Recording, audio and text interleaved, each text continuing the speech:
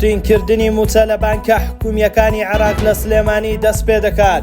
وادەی ناردنی تەواوکاری موچەی موچەخۆرانی هەرێم بۆ مانگینەوە ئاشکرا دەبێت.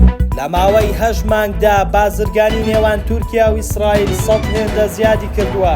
بەشێک لە فەرمانگە و دامەزراوە حکوومیەکانی سنووری سلێمانی تەوتینیان لە ڕێگەی بانکە فیدراڵیەکانی عێراق بە تایبەت لە بانکی بازرگانی عێراق TBI دەست پێ کردووە.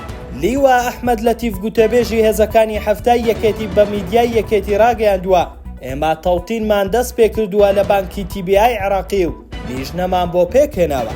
ئاوکات عەمید یوسف ئەنوەر سەرۆکی لیژنەی تەوتین لە هێزەکانی هەفتا ڕاگەیان گفتوگۆمان لەگەڵ بانکی TBI کردووە و فۆرمیان پێداوین و 7 بۆ 8 کارمەند خول دەبینن بۆ چۆنیەتی پڕکردنەوەی فۆرمەکان. ناوبراو ئاماژەی بەوەش کرد TBI پێیان ڕاگەیاندون ڕاستەوخۆ فەرمان لە وەزارەتی دارایی عێراق وەردەگرن.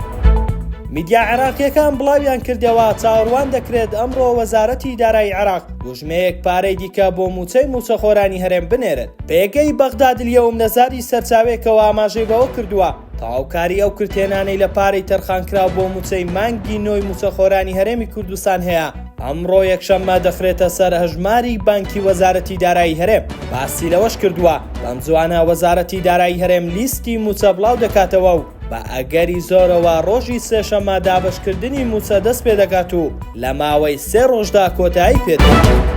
ئاژانسی فارسی ئێرانی ڕایگەیاندووە بە پێچەوانەی بانگەشەکانی ئەردۆغان بۆ بەرتەسکردنەوەی پەیوەندیە بازرگانیەکانی نێوان تورکیا و ئیسرائیل لە دوای دەستپێکردنی شەڕی غەزە تورکیا دابینکردنی بڕی ئەو پۆڵایی کە پێویستە بۆ دروستکردنی چەکی ئیسرائیل زیادی کردووە. ئاژانسی فارس کە لە سوپای پاسدارانی ئێرانەوە نزیکە لە راپۆرتێکدا ئاشکرای کردووە هەناردەی پۆڵای تورکیا بۆ ئیسرائیل لە ماوەی 8 مانگی ڕابردوودا 100 هێندە زیادی کردووە. ئەم ئامارە لە داتاکانی کۆمەڵگەی هەناردەکارانی تورکیا وەرگیرە.